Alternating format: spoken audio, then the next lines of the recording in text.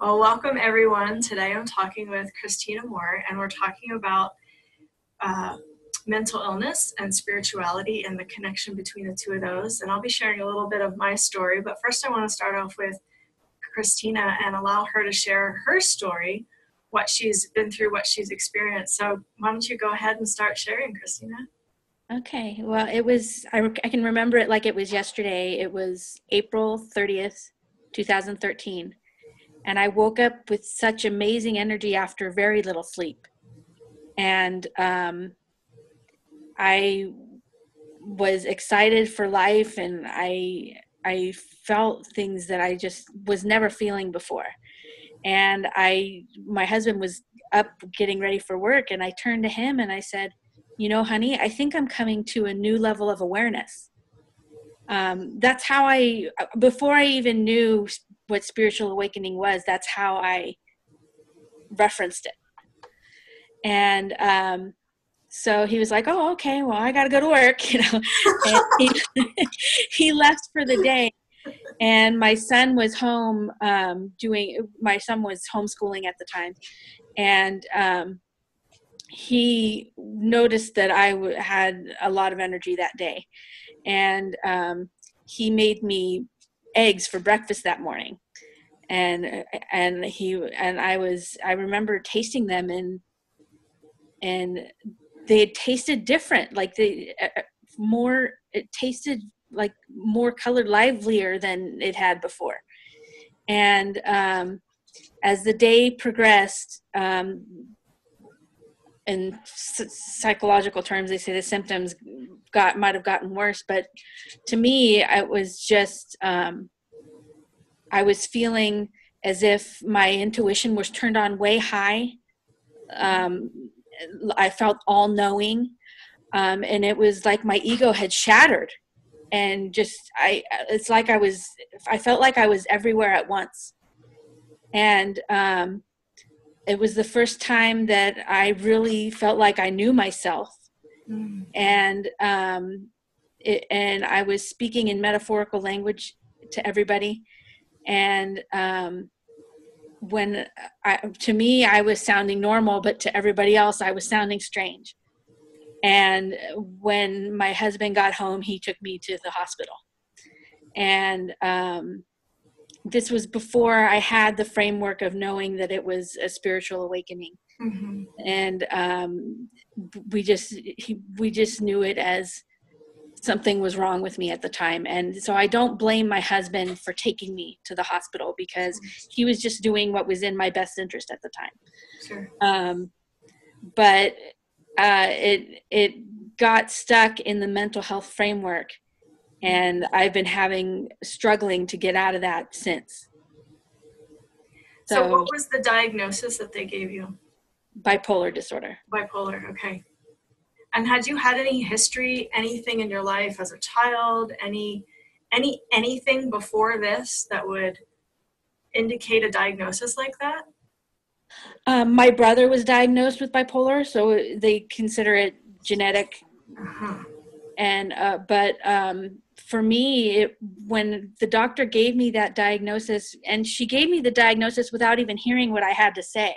Oh, wow. And so I felt like my voice was just cut off.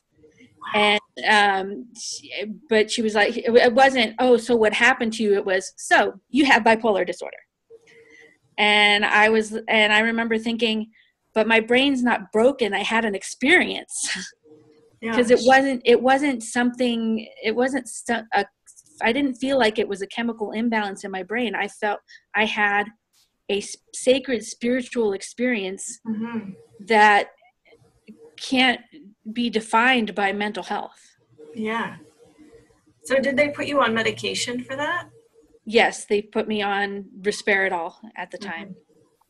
Mm-hmm. And Depakote and a couple of other things. But I'm still struggling with being how do you say it? Being drugged. Yeah. I tried going without medication for 6 months, and I went back into that state. And it was hard, and it's hard because I enjoy being in that state. I enjoy the euphoria you have. Yeah.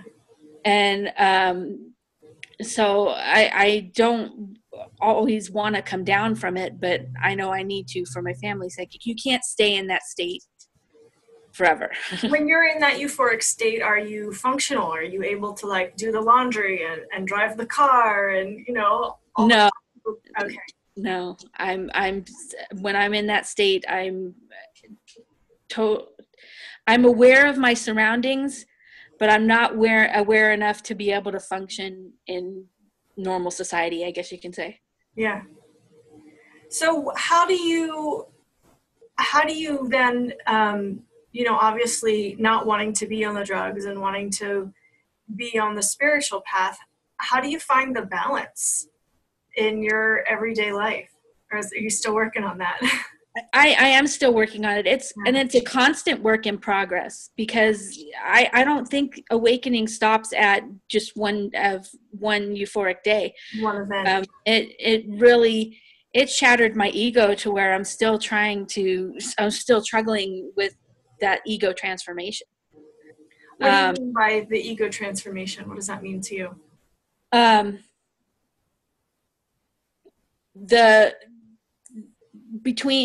The struggle between what my reality is and what the world's reality is. Mm-hmm. And my ego gets the best of me. I keep trying to remind myself that it's not just me in this world, but my experiences kind of suck me back in, I guess you could say. Okay.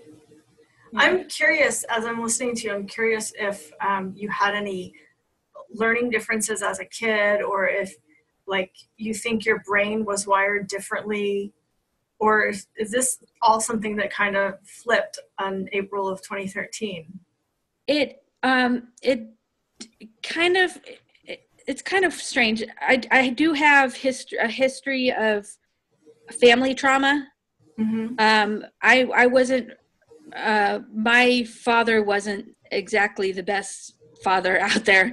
And I'm trying to put it nicely. Sure. But those traumas do come up, but the real catalyst was we were living out in Yucca, Arizona, and it seemed really desolate out there.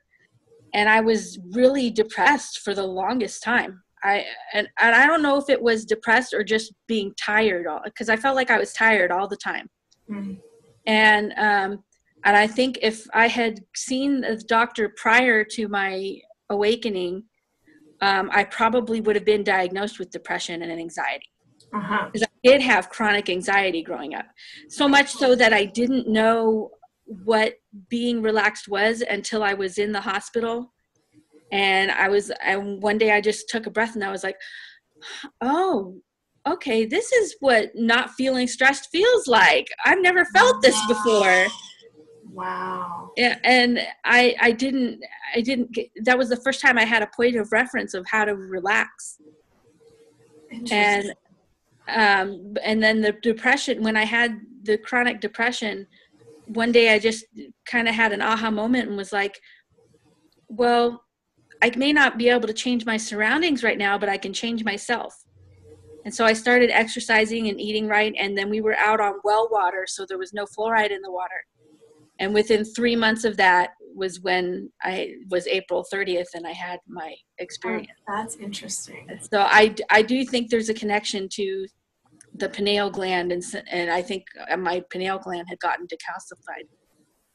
So this is very fascinating, because I think about, kids that are diagnosed with ADHD and, any kind of mental illness diagnosis, actually, and how oftentimes they think differently, they perceive the world differently. Maybe they're super sensitive, maybe they're intuitive, maybe they're indigos or crystal children or whatever label you want to use.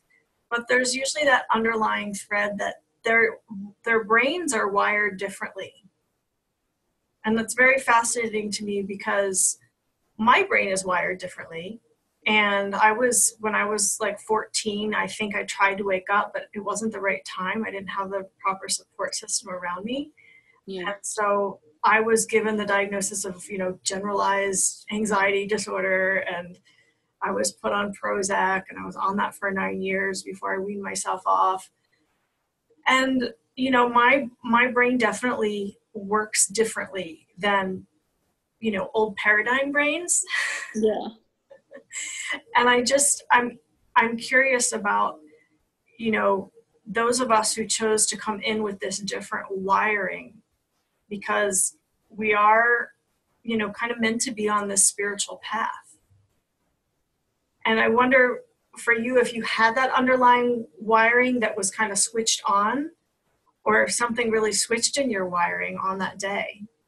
I've always had, from as long as I can remember, I would say as young as 4 years old, I've always had the desire to seek out the spiritual.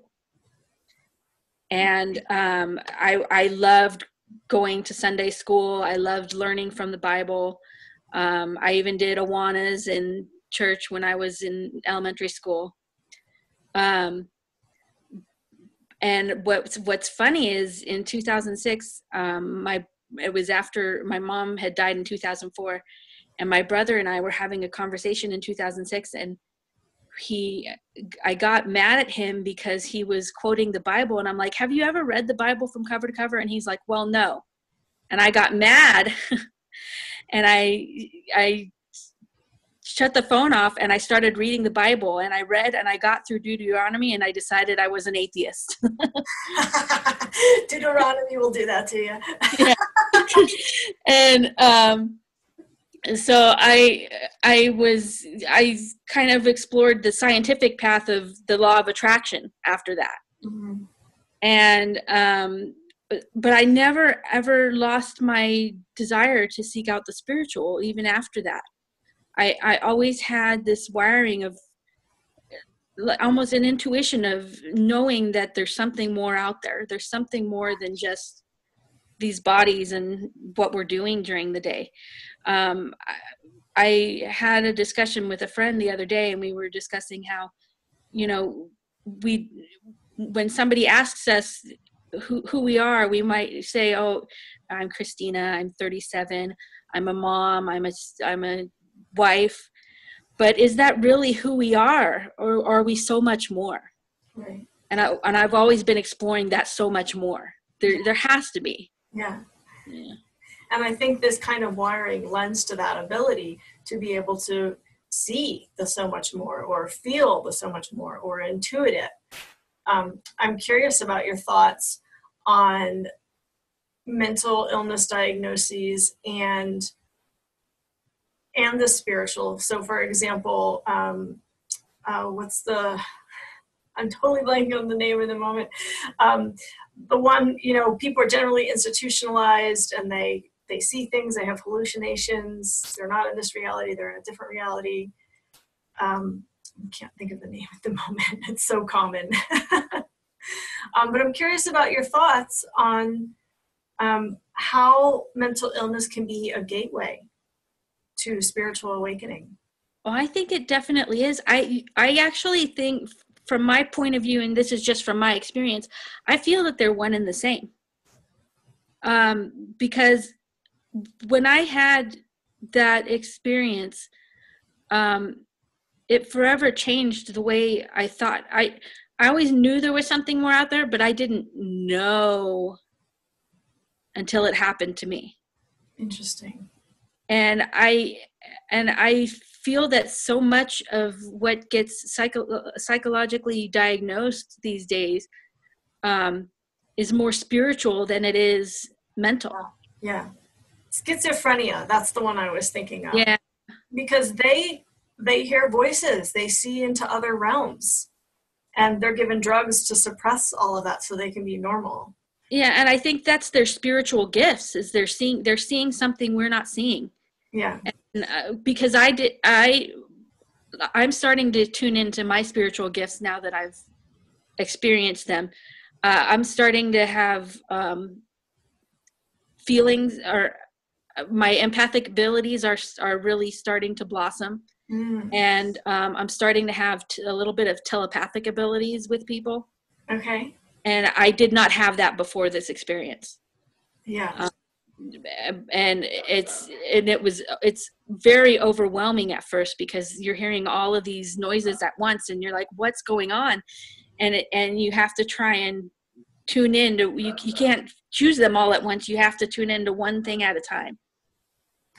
You know, it's interesting. I have a client who was put in the hospital as well because of her awakening experience. And, you know, it's very traumatic because it causes a lot of self-doubt, a lot of, you know, constantly you're questioning yourself. If you do get an intuitive hit or you do have an empathic understanding, I'm curious how that, you know, hospitalization experience affected you in that regard. Does it cause that self-doubt when you get a download or when you get an understanding, spiritually speaking? It surely does, especially when you're in the hospital and you're around other people having their own different versions of realities. It's really overwhelming, because you're like, well, okay, if I'm having this hallucination here and this person's having this hallucination over here, whose hallucination is real? You know, and when you're hearing things and you think other people in there are hearing things too, it's disheartening when you get labeled and you really do doubt yourself. Yeah. So I have a theory. My understanding is that we're multifaceted beings, and we interface with many other dimensions, realms, and realities. Now, those that are fairly stable in that experience are mostly oriented toward their human aspect experience. Mm-hmm. And those that haven't found that stability yet are maybe relating more to a different realm and reality than this human reality. Does that make sense what I'm saying? Yeah. I'm curious about your thoughts on that. I do think we're all experiencing different realities. Mm-hmm. And I think they're converging. Yes. And I think that because they're converging is the reason why so many more people are getting diagnosed. And they're not trusting what's happening because they're being told, oh, your brain is broken. You know, it's really hard to get out of that. I feel that my diagnosis is perpetuated because of the pathological system. Right. Yeah, absolutely. The Western medicine matrix system will absolutely want to keep you in that paradigm so they can keep you feeding you the drugs and making money off of the drugs. And yeah, it's a whole vicious cycle. It takes a very strong person to extract themselves from that. Yeah. What was I going to ask? I had another question about that. How do you feel that we can orient people more to this human reality? That doesn't mean that they lose their connection with those other realities. It means that when I'm asking that, I'm thinking if they're more oriented toward their human reality, they're more stable, they're more centered. They're able to, you know what I'm saying? They're able to, you know, do their daily lives and still be connected into those other realities. I'm finding for me, what I have to do is meditate. Okay. And it's hard for me to do because I when I meditate, I tend to have a fear that I might go back into that state. Uh-huh.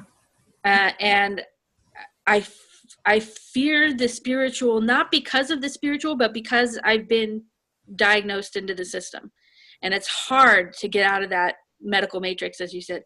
It's hard to break free from that. And I'm still trying to. Yeah. I find it kind of ironic that I'm actually going into the field that diagnosed me, but I feel like my journey has led me to my calling on helping break free from that mental health matrix. That's beautiful, Christina. Yeah, you're going to school, or you're taking courses? I'm trying to remember what I saw on your Facebook. Yeah, I'm taking a course on peer support counseling. Okay. And I actually graduate from that already on Thursday. Oh, congratulations. Thank you. And then I'm planning on going to our local college and taking psychology courses. Oh, beautiful. Good for you. Wow. Okay, so tell me a little bit more about this peer support thing. How does that work? Someone else in the system wants support and they come to you because you've been through it? Or what does that look like? Um, you have to go through a certification. Mm-hmm. And that certification gives you the ability to work in the field as a peer support specialist. And because you've had your own experience, you're more relatable to the patients. So is that like an actual like job that you can get in a hospital or a mental health facility, something like that? In outpatient facilities. Okay. Wow, I didn't know that was a thing. That's it's fairly new. Okay. Good. I mean, that sounds like something that would be very helpful. Now, I'm just curious, just for the sake of asking this, are the people within that system okay with you, like wanting to help people get off medication and things like that, or are there pretty strict rules around? There's strict rules. Yeah, they don't want you going and saying, oh no, you have to come off your meds. It's still pretty much part of the system. Yeah. Are you allowed to talk about spirituality? Yes. Beautiful. Yes. Okay. So this is a way that you can bring light into that matrix system, that you can bring a lot of love and compassion into that system and help those people. Yes. Well, there's a new part of psychology known as transpersonal psychology. Okay. And it was started by Stanislav Grof. And it's spiritual psychology, and it's welcoming the spiritual into traditional psychology. Awesome. I love to hear that. I love to hear that. I just think that so much of this is because we're trying to orient ourselves back to those spiritual awakenings and those spiritual experiences, and maybe our brains, our nervous systems don't know how to adapt to that energy. I'm very grateful because where I am now in my life, I've had the assistance to work with my nervous system, my brain, my meridians, to get them in shape. Yeah. For all the energies that are coming to the planet right now. But I can only imagine, people who have suppressed their trauma, people with past life traumas, people who have, swept things under the rug and not dealt with them. As more of these love and light energies come to the planet, their systems are just blasted and things are going to come to the surface for them to deal with. And so I just have a lot of compassion for that. I have a feeling that something similar that happened to you. Like you just started receiving the light and it was just like. And I wasn't prepared. I wish I had been. I thought I was prepared. I thought I studied all the spiritual stuff you're supposed to study, but it really just it knocked me for a loop.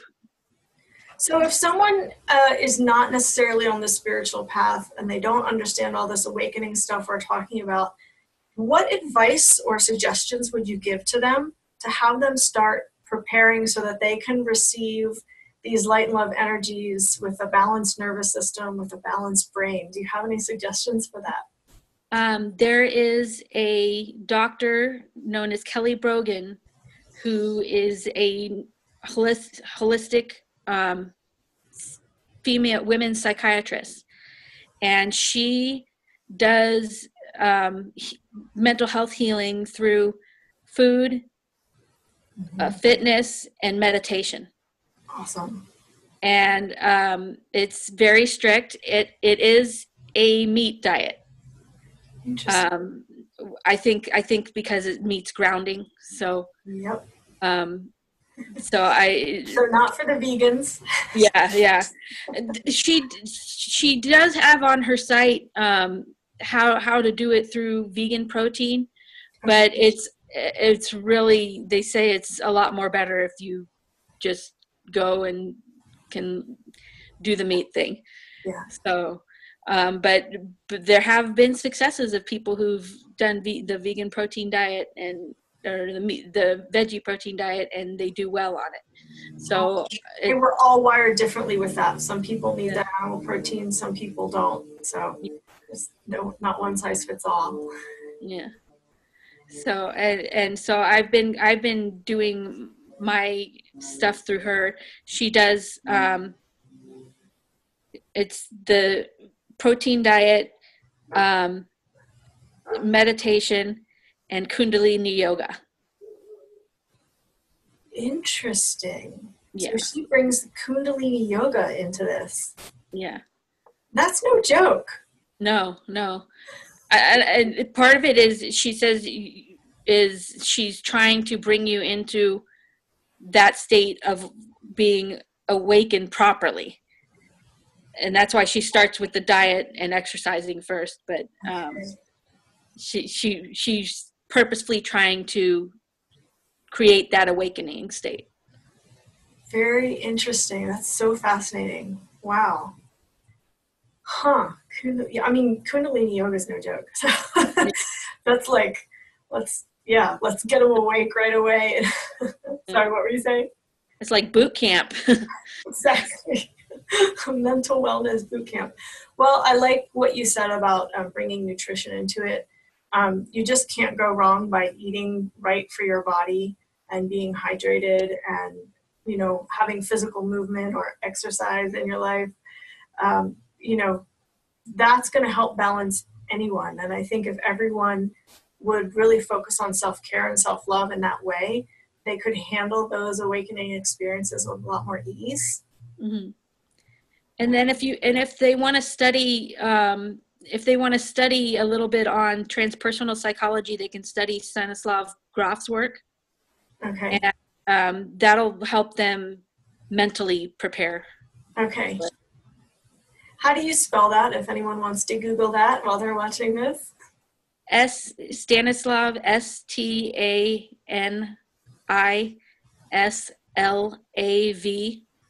Grof, Grof. Perfect, thank you. I wouldn't even know how to spell that if I was trying to look it up. He's considered the pioneer of transpersonal psychology. Okay. Do you have any thoughts on the younger generation? How babies are coming in with different wiring than, what our generation has come through. Do you have any insights that you want to share about that? It concerns me that so many of them are being drugged. And I do think we need to educate our parents that these new rewired kids are happening, that we need to let them know that they're having indigo children. Mm-hmm. Now, you said you're a mom. Mm-hmm. Are you willing to share about your children? Do you notice that they're wired differently? My son, he has always been a very in tune child. I see that he's wired differently, but I think because of my experiences, he's more well-rounded. Okay. Yeah. When you say well-rounded, do you mean like he's more centered and integrated with his gifts? He doesn't really recognize his gifts just yet, mm-hmm. But he's confident in himself. Oh, that's beautiful. Yeah. That's beautiful. Well, keep cultivating that for him. Keep, giving him the encouragement he needs to stay on that path, because that's amazing. I will. Christina, is there anything else you want to share with people who are watching us? I just want to say that it's possible to look outside yourself and get the help you need without being stuck in the system. I got stuck in the system because we didn't know at the time. We didn't know any better. I didn't know what a spiritual emergence or a spiritual awakening was until 2 years later. And this is the interesting part. I was kind of stuck in a fog for 2 years. And on the 2-year anniversary of my initiatory crisis, is what I call it, um, my husband finally asked me what happened. And when I explained to him what I was feeling and what I was going through, he was the one who gave me a gem and said, I wonder if in the future they'll find out that bipolar disorder is the mind's way of coming to a new stage of enlightenment. And I was like, yes, and I Googled bipolar enlightenment the next day, and that just opened up a whole new way of looking at healing for me. Wow, that's kudos to your husband. That's awesome. Yeah. I met one of the attendees at one of our retreats. She was diagnosed with bipolar, and one of her soul missions is to balance polarity. So if you can imagine, having the polarity within you as your experience, or, if it's truly that's what you have, but whatever, semantics, having that experience of being the center point of that balance. So sometimes you feel this way, sometimes you feel that way. It's not always like an even, steady experience of life, but, she's really a master at transcending polarity and balancing polarity, which is needed on our planet right now. I probably could learn a lot from her. I'm still trying to balance that stuff. When I got diagnosed, I let her know. I was like, but I don't have depression anymore. When I had that initiatory crisis, the depression and anxiety left. It's like I didn't have either anymore. So I don't really have that polarity, which is why I struggle with the diagnosis to begin with. Sure. So, do you feel like in that moment or in that experience that you transcended polarity? I often wonder if I had. Yeah. I mean, I don't know, because I don't study that stuff well enough, but yeah, I often wonder. Well, for me, what I mean by that is that you can stay centered within your own being and not be taken off center by what's happening externally around you. So, for example, people getting in fear of the hurricanes or the fires and the floods and all of that. Or you can stay centered within your own heart and your own knowing, even though this is happening, it's okay. It's all part of a divine plan. And you don't, go into fear or anger or upset over it. Does that make sense? Yeah. Yeah. And I do stay pretty even keeled. There are moments, like I've been in art therapy where if the group gets really intense and we're talking about something really emotional, I can feel the emotions from everybody in the room. And this sounds silly, but I practice protecting my energy field at Walmart. That's not silly at all. That's a great place to practice it. By the way, on my clock right now, it says 333, which I associate with Ascended Mastery, Ascended Masters, Mastery. So there you go. There's your confirmation. That's a perfect place to practice that. Yeah. and I had to, and I learned, and so I'm learning to kind of know when to push my energy field out so that no danger, no negativity gets in, and when to pull back so that I can be emotional with people when I need to be. Yeah.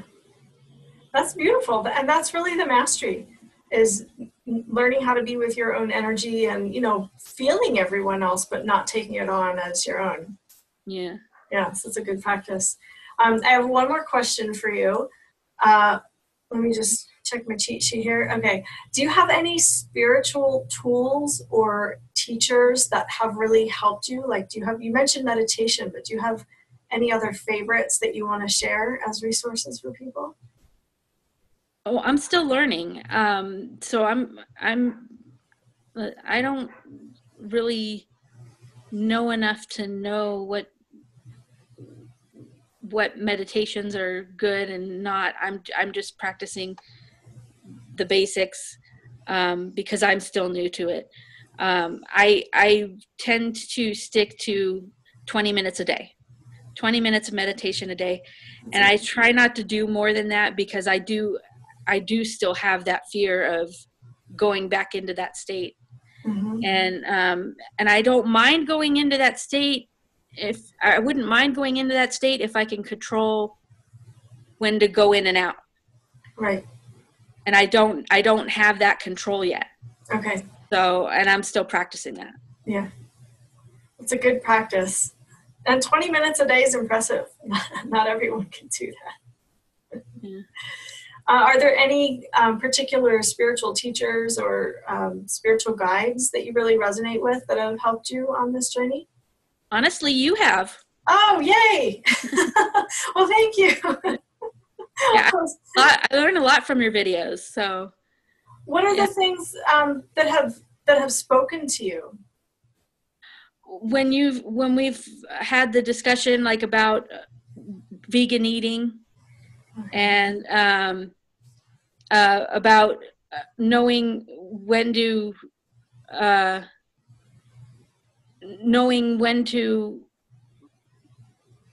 like push your energy field out, and when